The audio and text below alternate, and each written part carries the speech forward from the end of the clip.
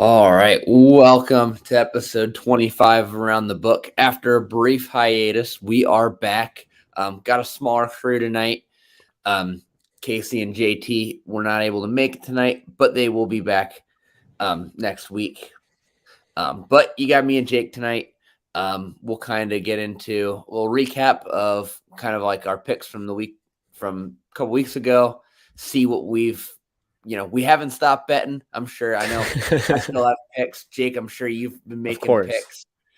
We can kind of go over how we're doing and then get into our picks for this weekend. Yeah, it's an all Raiders fan podcast today. Yes. I like it. Yeah. heavy Raiders influence. So how's I'm trying to think like what we've been betting since our last show. Most of the gambling I've done has been at the actual casino. I played blackjack on Saturday. Did not win money.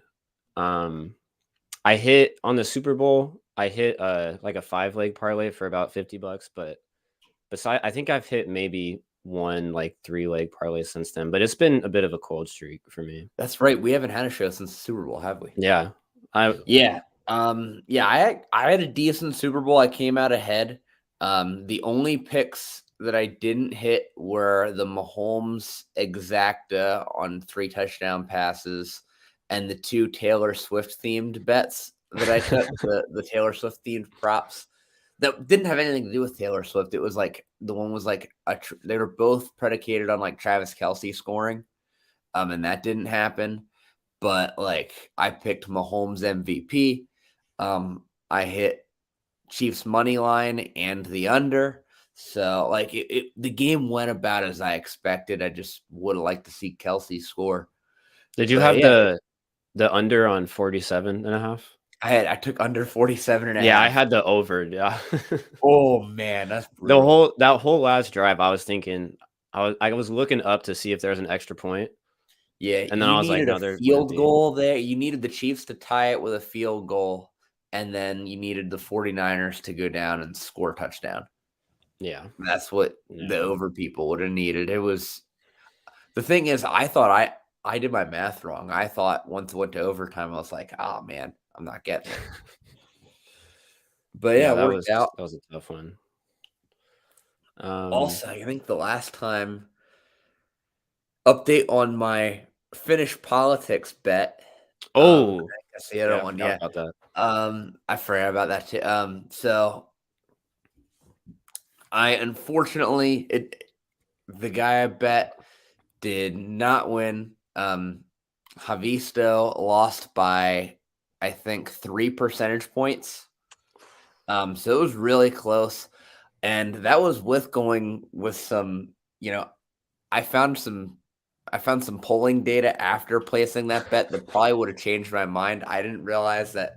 So the thing about this election was had the guy I bet won, he would have been Finland's first gay president. And I didn't realize that there was polling data that showed that 1 in 3 voters were not going to vote for him specifically for that reason. Had I known that polling data and he was fighting that much of an uphill battle, probably wouldn't have bet him, but almost had a really good payout. He had a late surge, so I think the betting philosophy was still sound. But yeah. Other than that, been making some money off of NASCAR.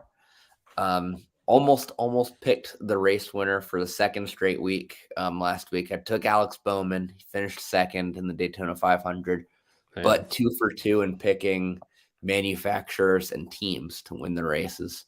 So I'll have some more NASCAR picks today. But yeah, other than that, golf's been rough. Yeah, I think I've hit one golf bet, and that was Max Homa top 20. So basically a gimme. Yeah, I had a UFC parlay last week, and that went. It was actually Volk that ruined it for me. Oof. Last week. I'm trying to. Did he win? I bet on Whitaker. He lost. He lost. I bet on Whitaker at that point. Did he just lose the belt? I think so. Yeah. I'm forgetting. What do you lose to? We're about to find out. It's on the tip of Sorry, my tongue. I'm like an in and out UFC guy, and I always forget about 125. Ilya Topuria. Huh. And then I took Whitaker, who won, and Ian Gary, who also won. But yeah, I was the most confident in Volk too. Yeah. Well, he's been dominating at weight class, like to the point where like you forget about that weight class. Yeah.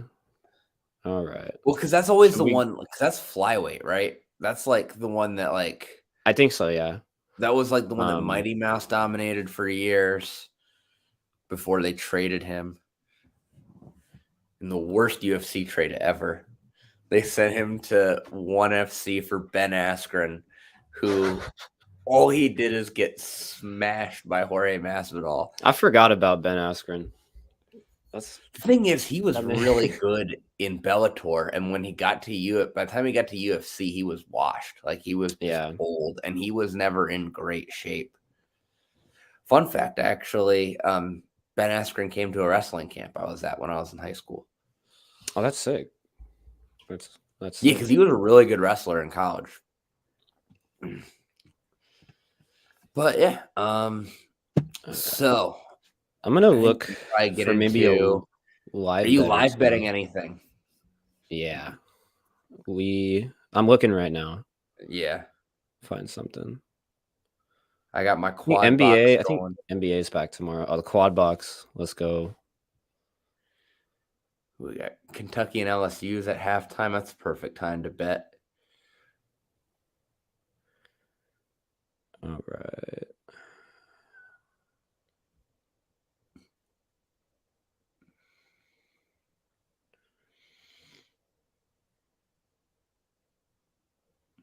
And then we got Ole Miss, Mississippi State.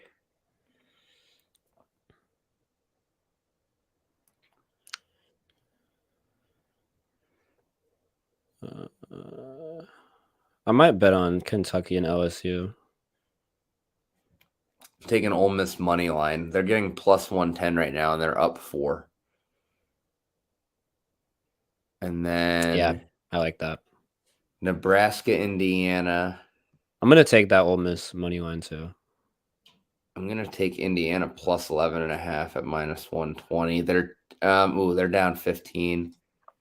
I was thinking about that. I honestly have no idea how good Nebraska is though. So yeah, I'll take Indiana at plus 11.5, and then Providence and Xavier. I'm gonna take Providence plus 3 in that one. Their money line though. I'm taking the money line. I like the value on that. Yeah, I'm actually gonna take that too. I've gotten burned by Providence every week I've done this, but I'm due, right? It won't let me bet the Kentucky LSU game for some reason. I'm gonna take Wichita State minus 13.5 against Tulsa too. All right, put that all in a parlay. So yeah, I got 3 picks. So what do you got? What's your parlay? Oh man, Mississippi went to minus 105 in the time it took me to find the other 2 picks. But I got Mississippi, Providence money line, and Wichita State minus 13.5. It would not let me bet on the Kentucky game for some reason. Yeah, same. Right now, like everything's frozen and closed. I guess they're like updating odds. Yeah. So yeah, I'm taking Indiana plus 11.5. Providence dropped to plus 110. I'm still taking it. And I'm taking Ole Miss at plus 105. So I got a plus 685 parlay. We got Ole Miss plus 105 money line, Indiana plus 9.5 minus 120, and Providence at plus 105 money line. Oh, plus 140 actually. So that's going to be Oh, plus 802 parlay. Let's lock it in. Done. All right, let me get that Providence game on real quick. I know, right? And then, yeah, still no odds on Kentucky LSU. And then, what are you betting this weekend, Jake? I got a couple bets. I got some golf, some UFC, are you betting the and Mexico Open? I am betting the Mexico Open. Should we? Let's get into that one because I think that's probably gonna be the one we both have picks. Yeah, I only have one for it, so it's not too crazy. Yeah, it's a weird week because there's not a lot going on. So who do you got for Mexico? I have Emiliano Grillo. Grillo, Not sure how to Grillo. Okay, at plus 25,000 as the outright winner. I like that. He's been it's like his home course, right? Yeah, he has. I think the last time he played there, he had a top 5 finish too. But his last 4 events, he's got top 25.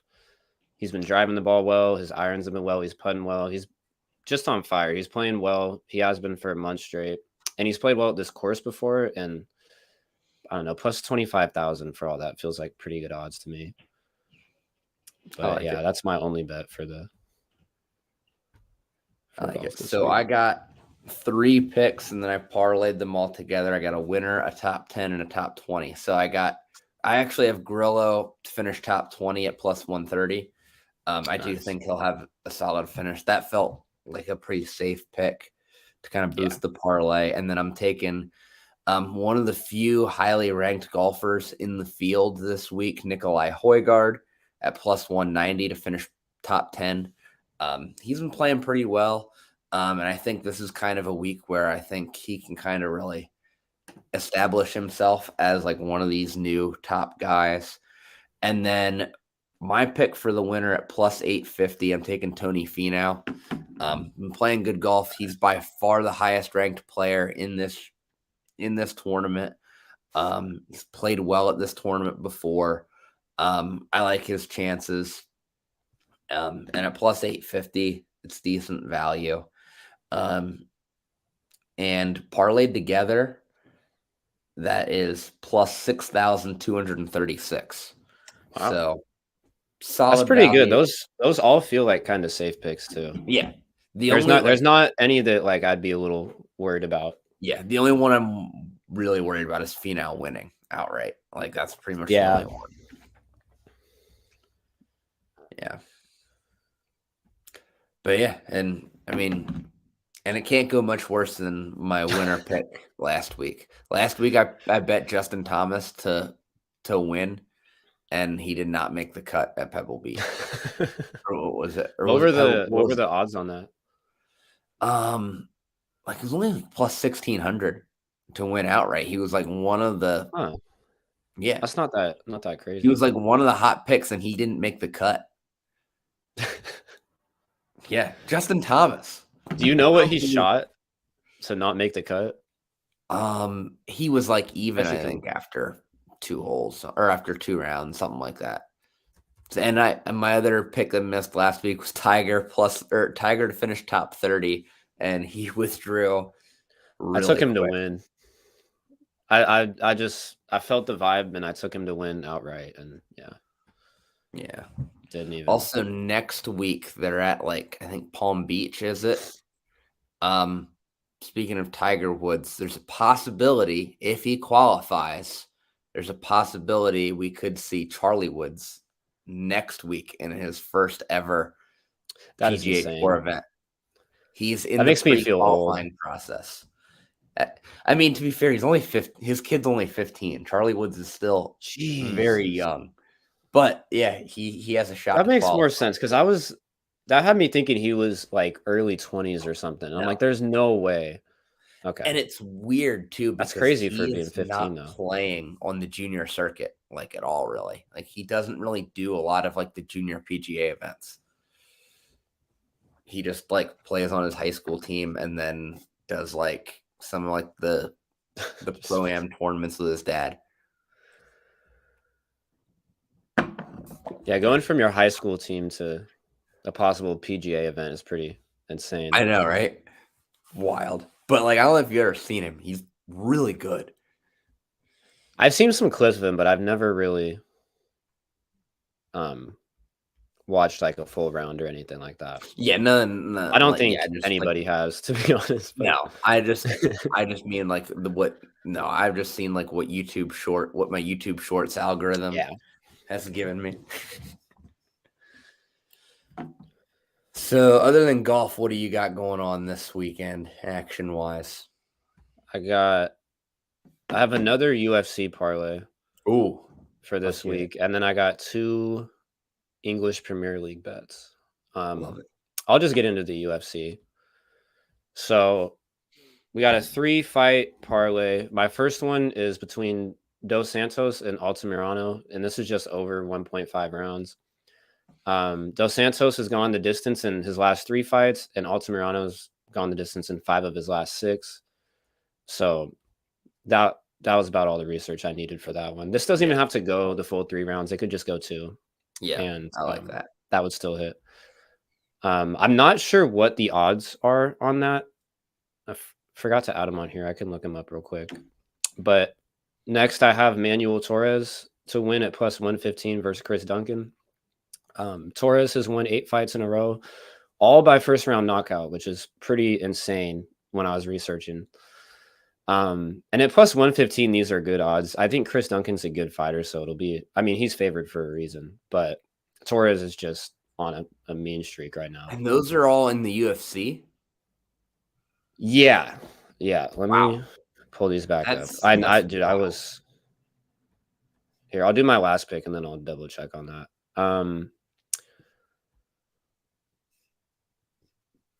Oh, maybe. Okay. I only have 2 on here, so that might have actually been it. It might just be those 2. But like the other ones could just be like pro fights, which, Yeah. I'm going to check on his. But that's a guy on a tear. Yeah.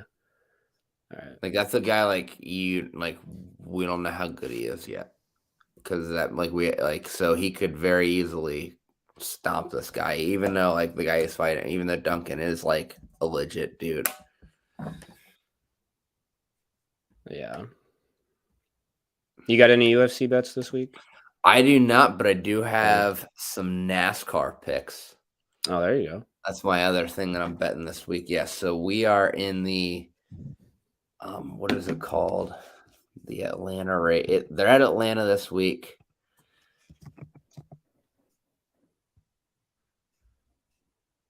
Okay, so the last 3 of his were UFC. Oh, nice. The ones before that were not. But yeah, his last 3 are in the. They are all first round, but only the last 3 are in the UFC. Yeah. But yeah, he fought England, Camacho, and Moda. Okay, not sure. Camacho, I've heard that name before. That's a legit dude. So, got some UFC. This is nice. I like this time of year. We're getting outside the box with stuff. Sorry, you cut out a second. What'd you say? Yeah, I said this is nice. We're getting outside the box with some stuff this time of year. I like it. So I'm betting the Ambetter Health 400, which is where the NASCAR Cup Series is at this week in Atlanta.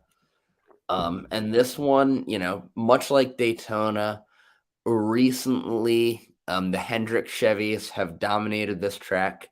Hendrick Chevrolets have won 3 out of the last 5 races there.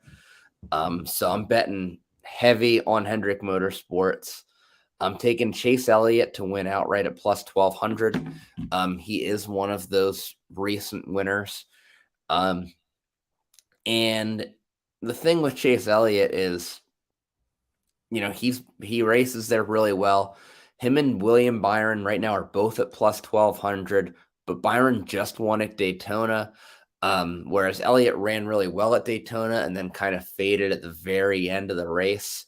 He was running top 5 and then finished 14th. But he's had a lot of good finishes at Atlanta. and I think he's going to be the Hendrick driver to really have the big race this week, and I think he's going to end up being the winner. And then I'm also taking Chevy as the manufacturer to win outright at plus 150. So if any Chevy car wins, that pays out at plus 150. And then for two other driver picks, I got Joey Logano to finish top 5 at plus 125. Logano driving really well as of late. And he's raced really well at this track before. The Fords have also done well at Atlanta in recent races, so I like that pick a lot. And then I am going with one Toyota to finish top 10 with Ty Gibbs at plus 110. I really do think this is, I think Ty Gibbs, newer on the scene, I think he kind of has already shown that he's going to make an impact very quickly. And I think he's going to get a top 10 here. He's raced well at this track before, and he's looked good so far this year. Had a really good race at the Clash of the Coliseum. I like him to sneak into the top 10 at plus 110. I like it. Where are they racing at again this week? Atlanta Motor Speedway. So big oval. Which I know sounds like every NASCAR track, but they've actually started to add a lot more variety to the tracks in the last few years. That Coliseum race looks standard. Sick. What? So that Coliseum race looks sick. It was wild. It was literally like racing on a high school track. It was a quarter mile. It's literally the size. Yeah. I don't know how you even pass. You just shove people out of the way and and the thing is, even on those tracks, they're still going 100 miles an hour. That's insane. Yeah. I'm going to watch the race this week. I've been trying to get back into NASCAR. They're fun. And honestly, they're good for a good Sunday nap. And then you just, you watch the first 20 laps. Yeah. Wake up on lap 214 or something. Exactly. And then watch the last 30 laps. It's nice. Do you have anything else? I got 2 Premier League bets. Ooh. All right, let me get into those. Providence is up by 6 now. Yeah, it's looking good. All right. So my first Premier League bet is between Man United and Fulham this week. And I'm betting on a draw at plus 360. Both my bets are actually draws, so it's a little bit boring. But I feel like every time I watch Manchester United this year, they just fail to show up against teams that they should beat. And Fulham has drawn, I believe, the second most of any, or they're tied for second most of any team in the PL. So they especially against top teams, they're going to drag this game out. Yeah. And I've just seen Man United just not play as well as they should against middle of the table teams too much. I mean, that's Man United, I feel like, as literally for as long as I've been following the Premier League. Same. I can't remember a Man United team that lived up to expectations. I can't either. And then my last pick is a draw between Brentford and West Ham at plus 260. Brentford likes to park the bus. If they can get a goal to start in the first 20 minutes, they will just play everyone back for the rest of the game and just draw the game out. Yeah. But they do it well. It's kind of boring to watch, but they do it pretty well. They play great defense, and West Ham's defense has been a bit suspect recently. So I think if they can grab one early, and then West Ham's the better team, so it should be at least a draw. I don't think Brentford will win, but they play boring enough soccer to the point where they're just going to grind out a draw. Nothing like with the Premier League waking up at 8 a.m., cracking a beer, and losing your mind over and 0-0 draw. Oh man, I'm a Tottenham fan. Imagine how I feel. I was mad at like 8:40 a.m. like 2 weeks ago, and I was on a Saturday, and I'm like, there's no reason I should be this mad right now.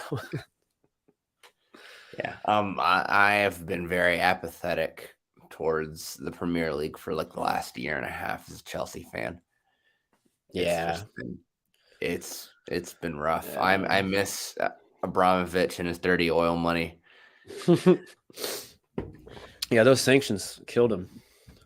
Yeah, they did, and sanctions ruined Chelsea. And then they brought in an American owner, and he somehow like made the Pulisic situation worse. Who did they? I mean, who is it? He owns like a bunch of teams, like a bunch of like professional sports franchises. Oh, Todd Bowley. He owns He's a part-time owner of the Dodgers. That's what it is. Yeah, he's part of some giant hedge fund or private, venture capital firm. Yeah. I didn't think it was possible for someone to come in and make it worse, but that's hilarious. Yeah. I know. And like how a club with the best youth academy in the world has managed to squander so much talent. And then you go and see these guys, like watching Kevin De Bruyne and Mo Salah dominate for Liverpool and Man City is the most infuriating thing on the planet. Because the Spurs lost to Wolves last week 2-1 at home, and it was just like a team that they easily should have beat. And then I think the game after I watched Manchester City, and they just beat some like bottom of the table team like 6-0 or 5-0. And why can't I have that? Being a Spurs fan, I could not imagine the Leicester City year. Yeah, that was actually the year that I started watching soccer. So I was like, oh, my team finished. I think they finished second that year. They did, and that was supposed to be the year Tottenham was going to finally get over the hump. Because they're still like considered a Big Six club, but they're the only one that's never they finish in the top 6, so they get put in that like upper category. Yeah, and with the new stadium, but yeah, they're pretty synonymous. I'm a Raiders fan, Kings, Sharks, and Tottenham, and the A's. So they're very it's rough. So they're very synonymous with my other teams. But when's the last? I don't know. Have any of the Sharks won a cup, right? They got to the cup, but they lost to Pittsburgh. They never won one in like the last 25 years. No. They had. I actually did the math because I was counting up like my favorite teams' like achievements, and the Sharks actually made it 13 to the playoffs 13 out of 14 years, and the furthest they got was they went to the finals one time and lost in 6. I could have sworn they won one with like Joe Thornton. Yeah, no, wild. I'm just used to despair and pain. Yeah, disappointment. Yeah. So Spurs fit right in. They're literally like could not be a club in soccer that fits that better. Yeah, I mean, I feel like that's rough, and luckily, like you probably got baptized into it early as a Raiders fan, because I know like the earliest Raiders memories are those early 2000s teams not winning anything. Yeah, my earliest. Oh, you might be too young to remember that stuff. Yeah, I was born in 2000. So so you don't even remember the team. No, I wasn't alive. I probably started like when I could actually understand what was going on. It was probably like 2007, I would say, or something like that. So yeah, I was I don't think I watched him. It was after Jamarcus Russell was when. Gotcha. Yeah. So I didn't See, have I to was see like 6 that. when they were in that Super Bowl. So I remember we had we invited like 30 people over for a Super Bowl party. It was brutal. Just to watch 3 pick sixes. It was horrible. Yeah, that's at least you got to have a Super. Well, you were 6, so maybe you didn't remember it that much, but at least you had a Super Bowl party moment. Yeah. I remember being really excited for it. But yeah, I just remember. Yeah, it was rough. But yeah, as far as picks go, I don't think I have anything else. The only thing I did make a future bet. I do have a college lacrosse future bet, which you can still get. Hello, Shane. I've just been creeping around recently, so go ahead, Dalton. Sorry, I didn't mean to interrupt you. Didn't want to interrupt you. Go ahead. So I took Maryland to win the NCAA title at plus 800. You can still get it at plus 850 now, actually. I still like that pick a lot. Out of all the blue bloods, Maryland has by far the best value. The next best value is like Virginia at plus 450, which is not great. And Syracuse at plus 850. Syracuse is the lacrosse equivalent to USC football. They get hyped every year, get good odds, but never actually win anything. I would take out of the top 4 odds right now, out of the 4 favorites, you have Duke at plus 400, Notre Dame at plus 450, Virginia at plus 450, and then Maryland at 850. Take Maryland all the way to win the NCAA tournament. They constantly have new talent coming in every year. They have as good a shot as any of the big 4. And they got by far the best value. I think that's it. Maybe in some future weeks, we'll start having some PLL bets, some college lacrosse bets, but just a future for this week. Lacrosse content on. All right, cool. Yeah. Dalton, did you happen to watch the end of that Providence game? There's 5 seconds Providence left. Xavier game. I'm watching it right now. There's still 4.7 seconds left. Okay, I'm at 5. This has been the craziest ending. I don't know if you noticed, but Providence was up 2 inbounding it, and they had an over and back. Like they went over half court and then back and turned it over, and then just swatted the guy at the rim to tie it. I missed it, but Providence has burned me every time this year. Thank you. So I have no faith that they're going to hold on to this 3-point lead. Yeah, that's tough. 4 seconds left. So I did want to jump on, guys, because I did kind of have to come in and for those of you who don't know, watching, I did have to kind of jump in and make this thing happen because, of course, yes, Shane has to be on a podcast. That's kind of what my entire. I don't have a contract, but if I did, it would say podcast. That's all I would say on it. It was just that. But now, I do have a NBA parlay I can throw out at you guys that I was messing around with for when the game's back tomorrow. So I have Pistons plus 11.5. Pretty much just vibes. Like coming out of the break, they need to have something go on. Why not give them at least like not a big loss, right? Probably not a win. Not going to predict that, but maybe they'll come out and be feisty coming out of the break, right? Plus 11.5 against a Pacers team that can put up a lot of points, but also can give up a lot of points. So, maybe they'll be more back and forth than anything else. Magic plus 7 because, of course, it's the Magic. I'm going to pick the Magic. They're like unbelievable against the spread this year. I think 36 and like 18 or something like that. They're the best in the league. Yeah. So definitely take that coming out of the break for sure. I know they're missing Suggs and what's the other point guard? I can't think of his name right now. Oh crap. Fultz is out too, I think. Yeah. But still, I'll take them. Kings minus 9.5 because Spurs not so good against the spread. Just basically, it's not really. They have Wembanyama going on, not much else. Yeah. Oklahoma City also great against the spread. I'll take them to win pretty much outright, but it's 2, so I'll give them 2 points there. And the Knicks +1, 76ers without him beat 6-14 this year. I know Randall's out for the Knicks, but give me a Jalen Brunson like masterclass game and they win. That's kind of what I'm thinking. $5 only wins you 118, so it's plus 2,372. I think it's pretty decent. I could see all those things happening. The Pistons would probably be the one that would get me just because I'm trying to have some good vibes for the Pistons fans out there. And not great, not good stuff, but at least they, maybe have a little bit better second half after a rough first half of the year. So I like it.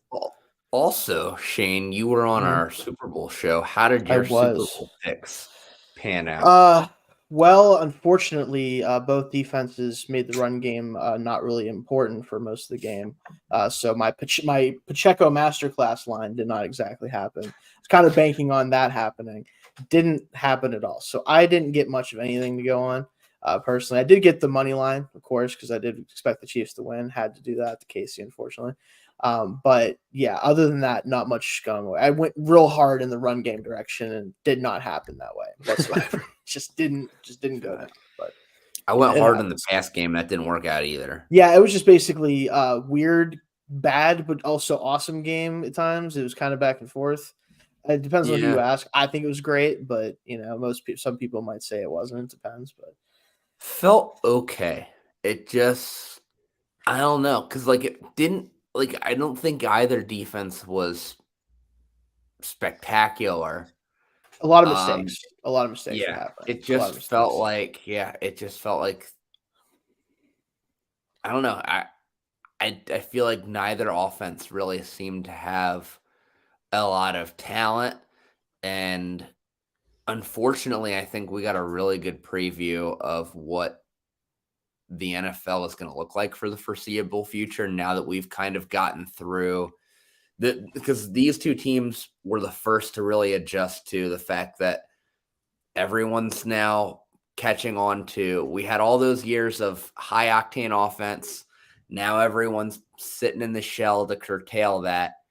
And now it's just going to be, I think you're going to see a resurgence of a lot of West Coast concepts and a lot of run heavy concepts. And yeah, I think we could start to get to some more low scoring, maybe some would say boring football, but I think it's going to be different. Yeah, I don't mind it. I think that if this is the direction, and it is, I think there's a reason besides the just success and the just flexibility of it. There's a reason why the Shanahan scheme has been going across the league for the past half decade or more. It's because one is very effective. If you run it right, it can really raise the floor of your offense. Not always a ceiling for sure, but the floor is important for a lot of these teams. My team is going to have a weird kind of sort of thing with Arthur Smith. That's kind of what he's about, but in a weirder way. So good luck to me, I guess. But in general, that's kind of the style, right? Is you want to be able to attack the teams in the run game. You want to be able to throw the ball short, intermediate, take your deep shots when they happen. But against a lot of, like you said, too high coverages now, it's just not as common that you can get those. Kind of have to bet on coverage busts or certain situational moments where maybe they're expecting you to have to throw short so they come up and then you throw over their heads. A lot of that, it's really kind of goes back to I think the 2000s more style of things, which I'm okay with. I think football is going to always be great. It's just what type of football is it? And the high flying passing game, awesome, super fun. Did start to kind of get all right, does everybody need to throw for 4,500 yards and 30 touchdowns? Is this do we all need to do this? I think we're going to see more different types of teams and different types of offenses. But having defense kind of play a factor more this past year was kind of a refreshing thing, I would say. Yeah. Sure. And it's interesting too, because I feel with a lot of the rule changes recently, it would make it I kind of assumed it would be the opposite of that. Right. You assumed it would continue to go in the direction it was going. Yeah, because it's so hard to play defense nowadays. And I feel every year there's more rules that make it harder. So it was really encouraging, I think. Yeah. I think also so many defensive coaches, because they aren't getting head coaching jobs as often, there aren't as many of the great defensive minds going to be head coaches and having to take some of that off their plate. They have more time and more effort they can put into, okay, how do I stop these teams? How do I stop these schemes? Spags has done an he is just as important as anyone else in the Chiefs organization for yeah. their success. Because even the defenses he had that weren't as good as this one, like even close, they would find a way to lock it down in the playoffs enough because he's just good enough as a coordinator to do that. And you're going to see that more, I think. And then eventually, though, we might see more of the defensive, takeover for head coaches, and maybe that'll shift a little bit. But I think ultimately, still, like, it's an offensive league, but it's going to be a different kind of offensive league if it continues to go this way. So it'll be interesting. Yeah, defenses have kind of resigned themselves to like just not really playing a lot of like super aggressive press man. Now that you're seeing a lot more off man, and they're just kind of, because the rules, like you said, Jake, they've just kind of discouraged that so much. But I think we'll see what the next adjustment is. I think we've seen how defenses are now adjusting. We'll see what the offensive adjustment is. I'm curious to see where things go. Yeah, it is interesting. NFL is always evolving, so it's definitely fun to track how that stuff goes. So, I mean, we've already seen like guys like and I don't want to spend too much time on this because this is betting podcast, but as I did last time I was on, just plugging the NFL draft podcast we have around the draft here for us. We've been kind of looking at tackles, right? And a lot of the tackles this year are primarily right tackles, and some of them are really run blocking heavy. And we've seen some teams apparently have guys like Fuaga higher than Lufashanu and stuff like that. And you're like, well, and that doesn't make sense in your head just based on the type of player they are, right? Regardless of the skill level or whatever else. But then like you think about how offenses seem to kind of be going, it might make a little bit more sense for a team that maybe they want to really get hard into the run game. They want to have somebody that can be the focal point of that point of attack blocker. It might make more sense to get a Fuaga than an Olu. Yeah. Like I still wouldn't do that personally. And just as a kind of heads up on that, when we do our tackle rankings, I don't think he'll be ahead of Olu. But point is, I could see why certain teams, like maybe a Chargers, if they want to go tackle. Now I'm probably going to go alt, obviously, but just because he's really good at both. But if they had that decision between Olu and Fuaga, would they maybe take Fuaga because of what they're trying to do? Maybe. Yeah, so. I mean, if you're not gonna throw the ball, if you're not gonna be one of those teams that's throwing the ball 35, 40 times a game, Fashanu might not have that much value for you, especially for what he'll command down the road. Right. Mm-hmm. So yeah, it's going to be interesting to see, because you're going to see it always starts to me in scouting. When you see what type of players NFL teams covet, that is a really good indicator of like what direction things are going. Even look at the Lions draft last year. I myself, it was like they took a bunch of great players, but I was like, what's the upside here? What's the value in some of these guys? Well, they make the NFC title game and probably should have been in the Super Bowl. A lot to do with guys playing slot corner, guys playing running back, guys playing linebacker, like positions that have been kind of devalued over the past decade or so. They take them early because they're great players. And what do you know? They perform and they do great in the regular season. They get to the playoffs and they do great. Like, I think that is where you can start to see the trends happen. So it will be interesting if we get there and there's some more run first guys getting drafted ahead of maybe other things and stuff like that. So that'll definitely be interesting to see. Yeah, that's a really good point. Yeah, so if we're doing betting on draft picks and stuff, maybe we'll have to keep that in mind. If we're doing like where guys are going to get drafted. Oh, that'll be a good episode. That would be a good one to definitely do for guys. So, but yeah, just wanted to hop on, make sure I contribute a little bit since you guys are short staffed. We'll say tonight, but yeah, that could be. And fun. Thank you. Shout out to Shane. Around the book, around the draft crossover. So just basically the normal shows for both. Yeah. I was gonna say it's us three. Because basically, like all three of us were on the first one, obviously. So I mean, but we'll have different guys on every week. But we can definitely do kind of stuff like that. Like, hey, well, should I take this bet? Well, if I was picking no, but maybe the league says yeah, stuff like that. So we'll see what happens. But yeah, absolutely. But if you guys are good, but this year. Oh, it's gonna be, dude. For another thing, we're probably going to try to stream at least day one. I'm probably going to be live for it. So definitely I will have people on and off if they want to be on, or if maybe they can only be on for a little bit. Maybe they want to be on for their pick. Like you guys, if you're around, if you want to be on, even if it's just for Raiders pick, by all means, go for it. I can't wait to be on while they draft like a third round talent at the 13th pick. Do you think they're still gonna do that? I hope not. I could see. I mean, I Later have no way. faith. After they took Alex Leatherwood in the first round, when I had a 5th round grade on Leatherwood. Yeah, he And was not. A I first round could pick. not when they announced that pick, I lost my mind. It's Telesco, right? Yeah. I do trust Telesco in the draft. In the I first think- round, in the first round at least, yes. I think he Yeah. gets shaky after that, Yeah. but I think he's done relatively well in the first round. Obviously, like Mike Williams is a hit. Herbert, obviously, Bosa when he plays, which is Yeah. not much Slater. lately, Derwin but James too.